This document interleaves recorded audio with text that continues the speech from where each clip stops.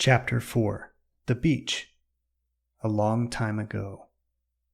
It was past midnight, and the beach was empty. The full moon lit up the night sky. The brilliant white light reflected off the water, casting the illusion of a heavenly pathway from the beach to the middle of the sea. To the left, the beach was nothing but white sand, as far as the eye could see. To the right, there was a small dune that led down to two big boulders, spaced about 2 meters apart, the entrance of the moonlit path. "Mommy, I'm cold," whined a little 5-year-old girl as she trudged up the sand dune. "Don't worry, honey. It will all be over soon." Reassured the young mother. "Soon we will be dancing at the bottom of the sea." The young mother held her daughter's hand as they walked down the small dune towards the moonlit path. The young mother began softly singing in rhythm with the calm, lapping waves. "Close your eyes, dear," the mother said in a soothing voice. She picked her daughter up and walked into the water to dance at the bottom of the sea. Yesterday, it was a beautiful sunny day. It was hot and the beach was packed. There were hundreds of people there. Some were laying out in the sun, some were barbecuing on portable barbecues, and some were playing soccer. But for some odd reason, no one was in the water, except for me. I was standing waist deep in the ocean. My wife was sunbathing on the beach, and the kids, Kevin and Susie, were building sandcastles near the shore. I was happy to see Kevin and Susie playing together. Kevin was 16 and Susie was 7. Normally they can't stand each other, but today they're getting along really well, and that made me happy. The ocean water was lukewarm. It felt like bath water. I could have stood there all day if it weren't for my fear of sharks. The Jaws theme song kept playing in the back of my head. Dun dun. Dun dun.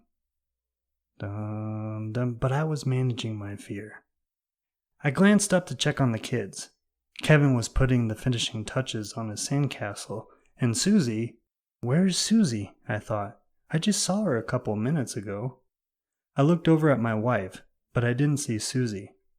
My heart started racing. Where's Susie? I rushed out of the water and sprinted to Kevin. Where's Susie? I questioned. I don't know, Kevin mumbled, shrugging his shoulders. I yelled at my wife. Where's Susie? My wife jumped to her feet. "You mean you don't know? You were supposed to keep an eye on her," she hollered, anxiously looking around. Susie! "Susie! Susie! Susie! Susie! All three of us called out her name as we frantically searched for her. Oh my God, did somebody kidnap her? I wondered. My mouth went dry, and my eyes began to tear up. To the left of us, there were miles of open beach, but there was no sign of her. To the right of us, there was a small sand dune. We hurried along towards the small sand dune. We reached the top and looked around. The other side of the sand dune was completely different. There weren't any people, and there were large rocks instead of sand. The waves were bigger and more erratic, too. There she is, Kevin cried out, pointing in the direction of two big boulders. "Oh my God!" my wife cried out. Susie was walking out into the sea. Susie, get out of the water! I screamed, but she didn't hear me. We ran down the sand dune as fast as we could, yelling her name. I ran into the water, and when it got too deep, I started swimming. A big wave hit Susie, and she disappeared under the water. I anxiously waited to catch a glimpse of her while I continued swimming. Finally, her head popped out just in front of me. I yelled her name and swam as hard as I could towards her. She was coughing up seawater when I reached her. Are you okay? I asked with a look of concern. She coughed some more, but she managed to say, "I'm okay." Another big wave was approaching. Take a deep breath and duck, I instructed. We both took a deep breath and ducked under the wave. But the wave was too strong, and we were knocked back. I tumbled and tumbled until finally the wave's energy died out. I popped my head out of the water and gasped for air. I spit out a little seawater and looked around for Susie. I saw my wife and Susie swimming back towards the beach. I let out a sigh of relief. Thank God. Suddenly, something yanked me underwater. I panicked and nearly shat myself. Scared out of my mind, I opened my eyes, expecting to see a shark, but instead, I saw the face of a woman? What the hell? I thought, staring at her in disbelief. Is she real? I could see through her. Am I hallucinating? She started laughing. A wave of adrenaline shot through my body.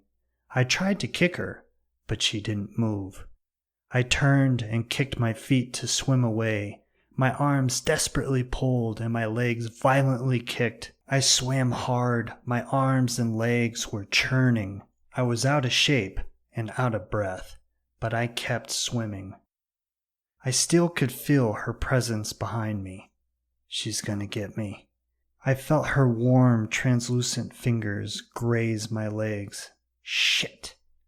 The feeling of dread overwhelmed me.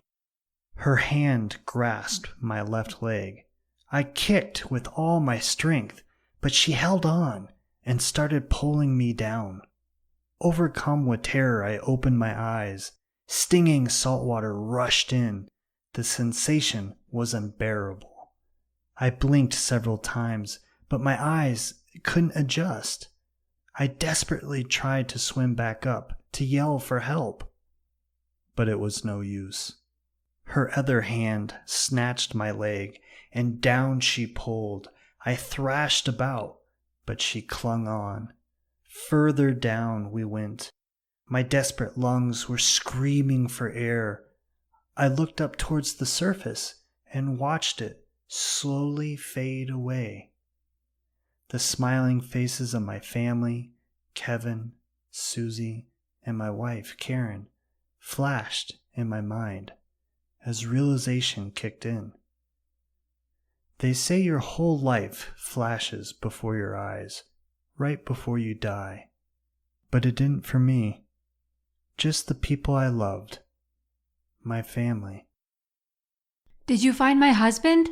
No, ma'am. I'm sorry. We searched the entire area and we saw no sign of him.